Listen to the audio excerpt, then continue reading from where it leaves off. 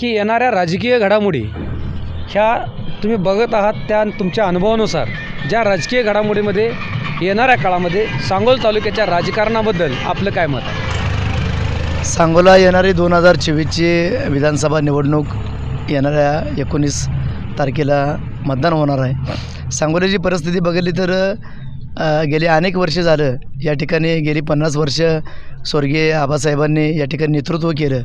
त्यानंतर काही मधला 1995चा काळ, त्यानंतर शहाजीबापूंचा आत्ताची विधानसभा ही, त्यानंतर आमचे नेते आदरणीय दीपकआबा साळुंखे पाटील यांचे वडील कैलासवासी काकासाहेब साळुंखे पाटील यांना थोडासा काळ मिळाला की सांगोल्यावर अनेक चांगल्या नेत्यांनी या ठिकाणी काम केलं. परंतु येणारी 2024ची निवडणूक जर डोळ्यासमोर बघितली तर गेली 35 ते 40 वर्ष दीपकआबा साळुंखे पाटील या सांगोला तालुक्याच्या मतदारापेक्षा या सांगोला तालुक्याचे दीनदलित जी लोक आहेत, गोरगरीब लोक आहेत, मजुराला जाणारे लोक आहेत, जे शेतावर काम करणारे लोक आहेत, ह्या प्रत्येक जणाबरोबर कनेक्टिव्हिटी दीपकआबा साळुंखे पाटील यांची आजपर्यंत राहिलेली आहे. कारण 35 वर्षामध्ये दीपकआबांनी काय कमवलं म्हणलं तर सांगोल्याच्या राजकारणामध्ये म्हणता येईल त्यांनी माणसं कमवली आणि माणसं जोडली. हे सगळ्यात महत्त्वाचं म्हणजे गेल्या अनेक वर्षापासून राजकारणामधले सांगोला तालुक्याचे 3 नेतृत्व मानले जात होते आणि त्या 3 नेतृत्वामध्ये 2 नेतृत्वाने तर सांगोला तालुक्याच्या भूमिका बजावलेत आमदारकी पदाच्या, आणि 1 नेतृत्व अजूनही त्याच्या प्रतीक्षेत आहे. बरोबर. परंतु त्या प्रतीक्षेमध्ये तुमच्या मते की त्याने आत्तापर्यंत दोन्ही आमदारांना त्यांच्या पद्धतीनं सहकार्य करून त्यांना निवडून आणण्याचा भाग घेतला, असं तुमचं मत. पण येणाऱ्या काळामध्ये आता ते स्वतः उभारत आहेत, याबद्दल तुमचं मत काय? सांगोला तालुक्याची 2024ची निवडणूक हे बऱ्यापैकी परिवर्तन होणार आहे आणि परिवर्तनामध्ये एक नवीन चेहरा लोकांना दिसणार आहे की ज्याने 35 वर्ष स्वतःच्या तळहाताच्या फोडाप्रमाणे कार्यकर्ता जपला, त्यानंतर प्रत्येक मतदार जपला. कारण कोणाच्याही सुखदुःखामध्ये बघा गेली 40-35 वर्ष जर आपण बघितलं, साधं कोणाचं पण माहीत असू द्या, साधं कोणाचा एखादा वाढदिवस असू द्या, एखाद्या घरातले जे भांडण असू द्या, तर आवर्जून दीपकआबांना लोक नवरा बायकोची भांडणं जाऊन सांगते ती की आबा की आज आमच्या घरात कुटुंबात असंच झालं की तुम्हाला काहीतरी त्याला मार्ग काढायला लागेल. आणि दीपकआबांनी, मी इतका तालुका लेवलचा नेता आहे, राज्य लेवलचा नेता आहे, आज अनेक पद्धतीने विधान परिषदचे आमदार होते, त्यानंतर 1-2 पक्षाचे जिल्हाध्यक्ष म्हणून राहिलेत. त्यानंतर राजकीय जर त्यांचं घडामोडी बघितली तर त्यांच्या वडिलापासून त्यांचे नातेवाईक जे आहेत ती अनेक चांगल्या मंत्रिपदावर आहेत, चांगल्या ठिकाणी काम करतात. त्यामुळे यांचा संपर्क बऱ्यापैकी मंत्रिमंडळाच्या सगळ्या पक्षाबरोबर चांगला एक संपर्क आहे, जेणेकरून दीपकआबांना कुठल्याही पक्षाचं काम सांगा की आबांनी त्या प्रत्येक जण यांचं कोणाबरोबर असं वैरवाद नाही की त्यापेक्षा पण सांगोला तालुक्यातलं तुम्हाला सांगतो, सांगोला तालुक्यात गेली 25 वर्ष शेतकरी कामगार पक्षाबरोबर त्यांना सहकार्य केलं, वरिष्ठांच्या ज्या आदेशाचं पालन केलं, पवारसाहेबांच्या आदेशाचं पालन केलं की या ठिकाणी सांगोला तालुक्याच्या विकासासाठी आपल्याला भाई आमदार गणपतराव देशमुख यांच्यासोबत तुम्हाला राहावं लागेल. तर त्या आदेशाप्रमाणे पालन करून सांगोला तालुक्याच्या विकासासाठी आपण कुणाबरोबर पण आहे, जरी त्यांना प्रत्येकाला वाटते आपण आमदार व्हावं, परंतु आज आपण ज्या माणसाबरोबर ज्यांच्याबरोबर त्यांनी मदत केली त्या माध्यमातून सांगोला तालुक्याचा विकास होण्यासाठी की दीपकआबांचा एक मोलाचा वाटा आहे. त्यानंतर गेल्या वेळेस ऐन टायमाला त्यांच्यावर वेळ अशी आली की ऐन टायमाला पक्षानं वेगळी भूमिका घेतली, परंतु कार्यकर्त्यांना त्याने आबांनी पक्षापेक्षा पण कार्यकर्त्यांची एक बैठक घेतली आणि बैठकीमध्ये विचारलं आता आपण काय निर्णय घ्यावा, की कार्यकर्त्यांनी सांगितलं की शहाजीबापूंना आपण पाठिंबा द्यावं, शहाजीबापूंना आपण निवडून आणावं आणि त्या माध्यमातून आपण यापुढच्या काळामध्ये काम करू. तर त्यानंतर जनतेचा आदर आणि जनतेचा जे इतोषितपत सन्मान त्यांनी केला आणि त्यांनी स्वतःच्या ह्याच्यावरची म्हणजे एक आमदारकी बाजूला ठेवली थोडक्यात. त्यावेळीसुद्धा ती बऱ्यापैकी चांगलं त्यांचं काहीतरी झालं असतं, परंतु त्यांनी ती विषय बाजूला ठेवला आणि जनतेच्या खातीर लोकांच्या म्हणण्याप्रमाणे त्यांनी शहाजीबापू यांना पाठिंबा दिला. आणि आज जे दिसतात शहाजीबापू पाटील हे केवळ आणि केवळ दीपकआबांच्या मदतीशिवाय ही सांगोला तालुक्याचा गुलाल कोणालाही लागत नाही. ही काळ्या दगडावरची पांढरेख आहे, ही गेली अनेक सातत्यानं आपण 30-35 वर्षे बघत आलो आहे. परंतु सगळ्यात महत्त्वाचा मुद्दा असा आहे, ही झालं राजकारण. सांगोला तालुक्यामध्ये गेले 35 वर्षे काम करत असताना दलित समाजाचा माणूस, मातंग समाजाचा माणूस, मुस्लिम समाजाचा माणूस, हे कुठल्या 12-12 जी लोक आहेत, अनेक समाजाची लोक की दीपकआबांच्या सातत्यानं संपर्कात आहेत. त्यानंतर त्यांना सातत्याने त्यांचं काम करताना आपल्याला दिसले आहेत. दीपकआबांच्या ऑफिसला तुम्ही कधी पण जावा, कुठल्या एका जातीचा एका धर्माचा माणूस कधी दिसला नाही. 12-12 सगळी जी लोक आहेत ती जी काही जाती आहेत ह्या सगळ्या जातीची लोक तिथं प्रतिनिधित्व करत असं दिसली की ज्या ज्यावेळी संधी येईल त्यावेळी दीपकआबांनी अनेक समाजाला मोठं करण्याचा प्रयत्न केला. की त्यामध्ये मग धनगर समाज असू द्या, मराठा समाज असू द्या, इतर सगळे बाराबारुती मुस्लिम समाज असू द्या, सगळ्यांना सोबत बरोबर घेणारा जाणारा ही नेता गेली 35 वर्षे अविरत्र रात्रंदिवस या सांगोला तालुक्याच्या विकासासाठी आणि आपल्या लोकांच्या कामासाठी झटत आहे.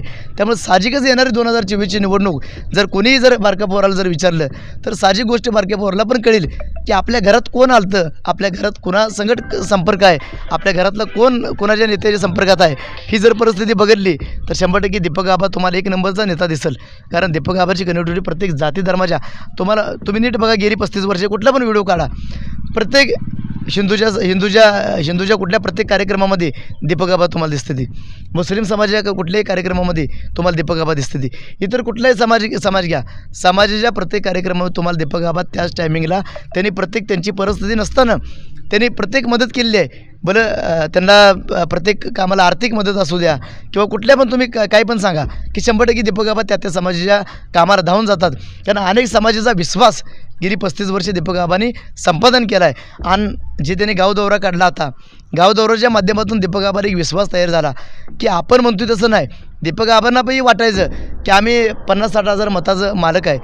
परंतु अनेक विरोधकांनी काही वेळेस सांगितलं की आबांनी यांच्याबरोबर युती केली, मग त्यांची मतं एवढी येते, त्यांची मतं एवढी येते. पण ज्यावेळी दीपक आबांनी गाव दौरा केला त्यावेळी दीपक आबाला कॉन्फिडन्स वाटला की 100% उद्याचा आमदार ही दीपक आबा असणार. त्याचं कारण आहे, कारण प्रत्येक गाव दौऱ्यामध्ये आम्हाला बघायला मिळालं की प्रत्येक माणूस असा आवर्जून दीपक आबा येणार आहे, आपल्या वस्तीवर येणार आहे, आपल्या बांधावर येणार आहे, आपल्या शेतात येणार आहे. ही जी परिस्थिती आम्ही डोळ्यानं बघितली आणि त्या प्रत्येक कार्यक्रमाला आम्ही त्या गावातला प्रत्येक जातीचा, प्रत्येक धर्माचा प्रत्येक माणूस तिथं आलेला बघितला. आणि आम्हाला माहीत नाही, म्हणजे बऱ्यापैकी कार्यकर्त्यांना माहीत नाही की ही माणूस दीपक आबाबरोबर कनेक्टेड आहे, पण त्यावेळेस कळला. कारण दीपक आबाने त्यांच्या हयातीमध्ये 35 वर्षामध्ये कधी तर त्या माणसाचं काम केले हे आत्ता आम्हाला कळलं. 35 वर्षामध्ये आव्हान काय केले तर प्रत्येक माणसाच्या बांधावरचं काम केलं. ती माणूस तिथं दीपक आबा जाऊन बसला, तेव्हा आम्हाला कळलं की आबा कुठंपर्यंत पोचले ती, हे आम्हाला कळलं. त्यामुळे ह्या सगळ्या गोष्टी जर परिस्थिती बघितली तर 100% 2024चा आमदार दीपक आबा साळुंखे पाटील ही काळ्या दगडावरची पांढरी रेघ असेल. धन्यवाद सर. आपण अगदी मोजक्या शब्दामध्ये येणाऱ्या काळामध्ये ज्या 35 वर्षाच्या कार्यकाळामध्ये ज्या दीपक आबांनी इतरांसाठी कष्ट खाल्लं, आज स्वतः रणांगणात उतरून येणाऱ्या काळामध्ये दीपक आबाच हेच तालुक्याचे आमदार होतील असं तुमच्या मते तुम्ही व्यक्त केलं. दीपक आबांच्या याच्यामध्ये काम करते माझा आजोबा काकासाहेब साळुंखे पाटील, आमचं वडील 15 वर्ष सरपंच होते. काकासाहेब साळुंखे पाटलाबरोबर त्यांनी काम केलं. त्या काळात जर परिस्थिती बघितलं, पारेन डोंगरगाव 2च ग्रामपंचायत काँग्रेसच्या होत्या. त्या काळात अडचणी, त्यांना अनेक अडचणी आल्या असत्या. आज आमचं नशीब चांगलं आहे, आज बरेच वर्षे राष्ट्रवादीची आमची दीपक आबाच्या माध्यमातली ग्रामपंचायत आहे, सोसायटी आहे. ही सगळं जरी खरं असलं पण माझी परिस्थिती बघितलं तर मी चहाच्या हॉटेलमध्ये मी काम करणारा एक व्यक्ती आहे, काम करणारा एक तरुण पोरगा आहे की त्या हॉटेलची बघितलं तर 7 रुपये 8 रुपये पगार होता मला. त्या पोराला उचलून आज मी तुमच्यासमोर आहे. म्हणजे मी 2 वेळा सरपंच, त्यानंतर अनेक पदं माझ्याकडे पक्षाची पण आली, त्यानंतर बरीच पदं झाली. पण मी आज दीपक आबा म्हणजे प्रत्येक कार्यकर्त्याला आम्हाला वाटते मी दीपक आबा आहे. कारण आम्हाला माहिती आहे ना उद्याचा होणारा आमदार हे आम्ही आमदार आहे. कारण प्रत्येक जणाचं तेवढंच काम आम्ही करू शकतो आणि तेवढी बांधिलकी दीपक आबा सांगते. दीपक आबापाशी कोण मोठा कोण बारका कधीच नाही.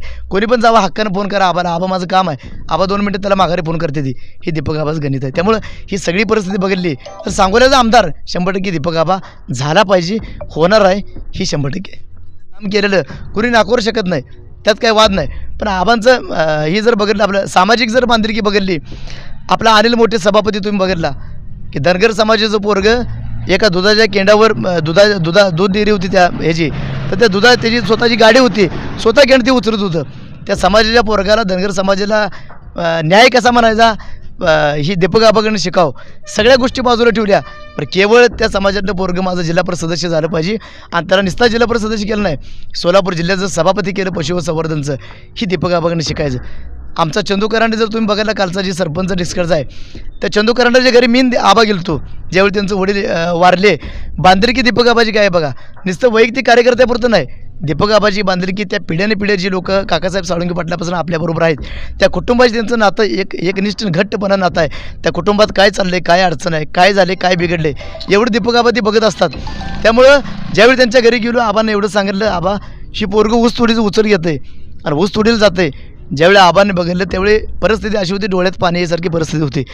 त्या चंदू करंड्याला आपण सरपंच केला. सरपंच केल्यानंतर आज जर त्याची परिस्थिती बघितली तर आपण आज मार्केट कमिटी संचालक पदापर्यंत त्याला नेलं आणि या पुढच्याही काळामध्ये वेळोवेळी म्हणजे सांगण्याचा उद्देश एक लोणार समाजाचं पोरगं प्रत्येक जातीला असं न्याय देण्याचं काम हे दीपक आबांनी केलं. मी माझं स्वतः सांगतो